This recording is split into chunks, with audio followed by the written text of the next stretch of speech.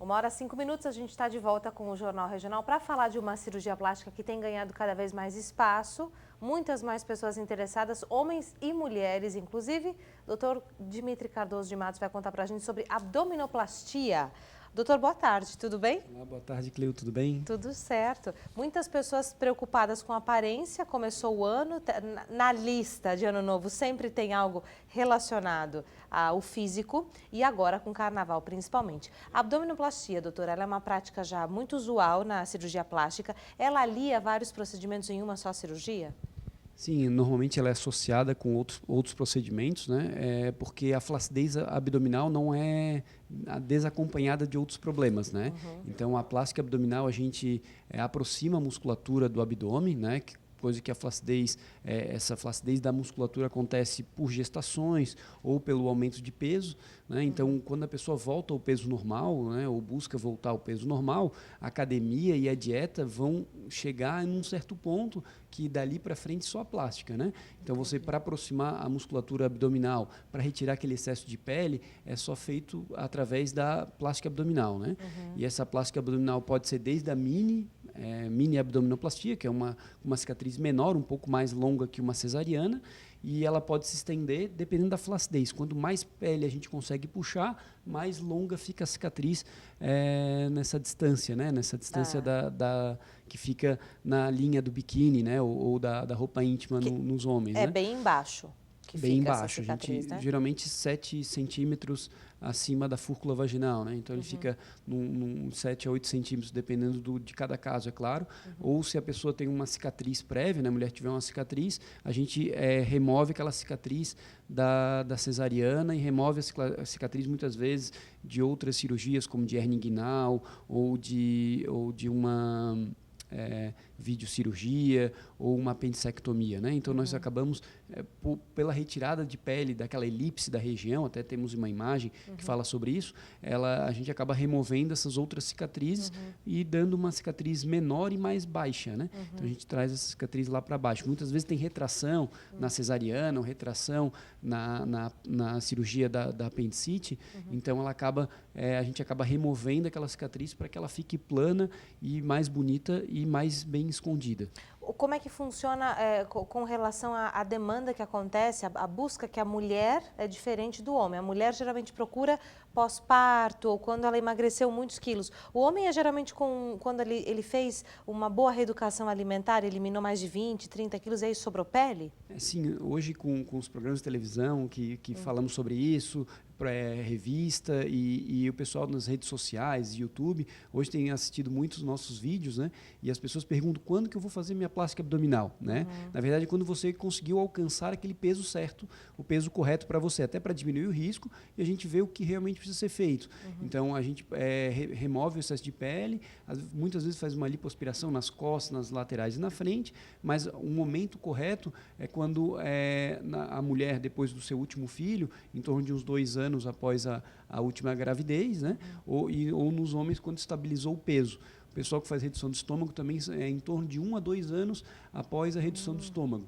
Isso se dá quando há uma curva, quando você não varia 1 quilo nos últimos 3 meses, nem para mais nem para menos. Então, você tem um peso estável por 3 meses. Então, algumas pessoas que foram submetidas à cirurgia de redução do estômago, com 9 meses, 12 meses, 15 meses, já estão aptas a fazer essa plástica abdominal. Não posso fazer logo depois, então. Tem um tempo ali para fazer. Precisa chegar no tempo certo, porque se a pessoa continuar a emagrecer, haverá uma flacidez residual. Certo. Então, você deve buscar, quando estabilizar esse peso, que esse é o peso que você deve manter pelo resto da vida. E já há trabalhos mostrando que 2 a 4 anos depois da redução do estômago, ou a pessoa perdeu peso por conta própria, se ela não fizer essa cirurgia, muitas vezes a pessoa tem um reganho, né?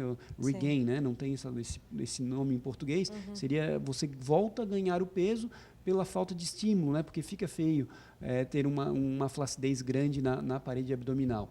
Então, a pessoa acaba ganhando peso novamente depois de 2 a 4 anos, na maioria dos casos. Né? Então, nós temos que tomar esses cuidados, né? E junto com a abdominoplastia, muitas vezes a gente faz a lipoaspiração, né? Porque a lipoaspiração, mesmo que a pessoa venha a ter o peso que ela vai manter para o resto da vida, um peso considerado normal, essa pessoa ela tem gorduras acumuladas em determinadas regiões, principalmente nas costas, nas laterais, nos flancos, né, do abdômen.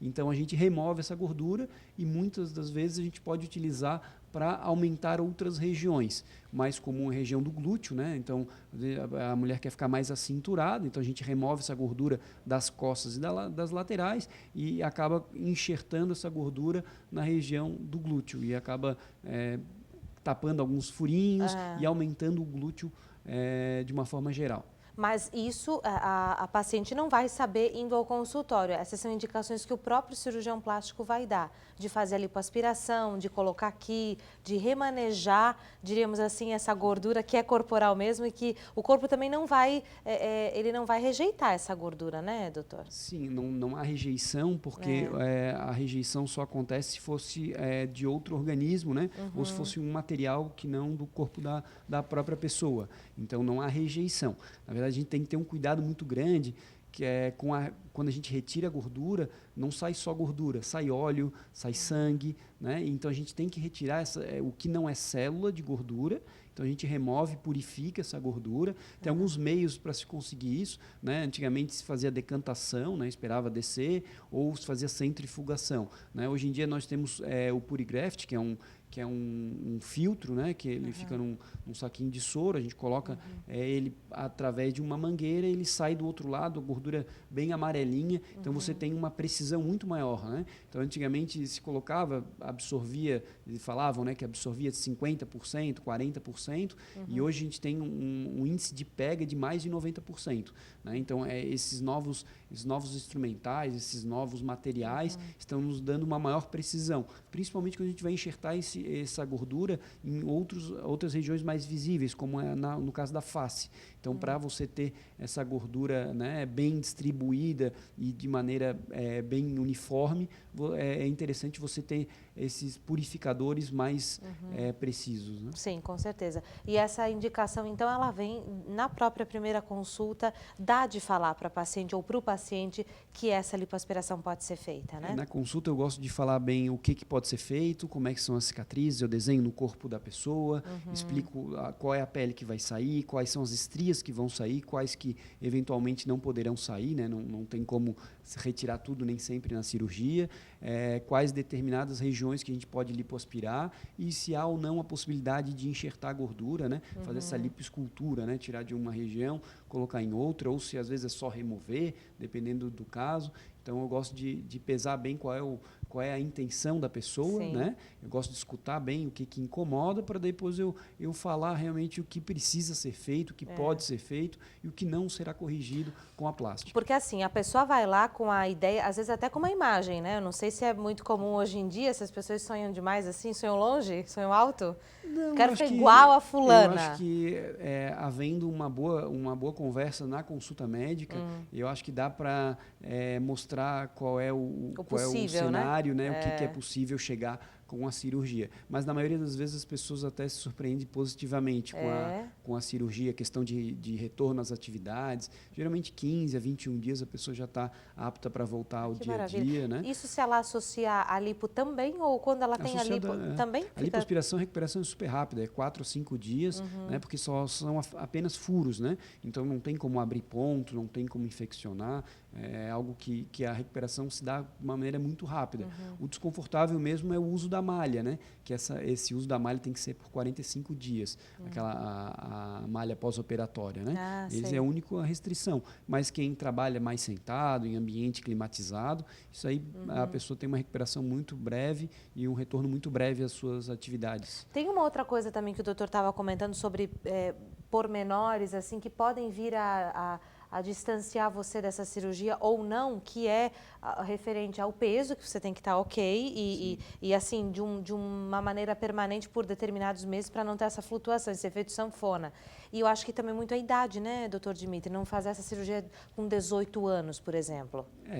Quando há indicação, muitas vezes a pessoa emagreceu muito dos 14 aos 20 anos e tem uma flacidez muito grande. Se ela tem o intuito de ter filho logo, eu sempre desencorajo a a fazer a cirurgia agora, né?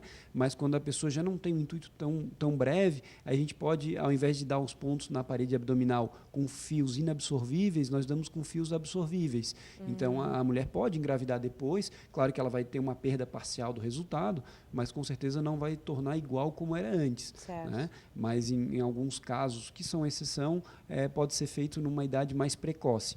Mas antigamente as pessoas procuravam fazer essa plástica com 55, 60 anos.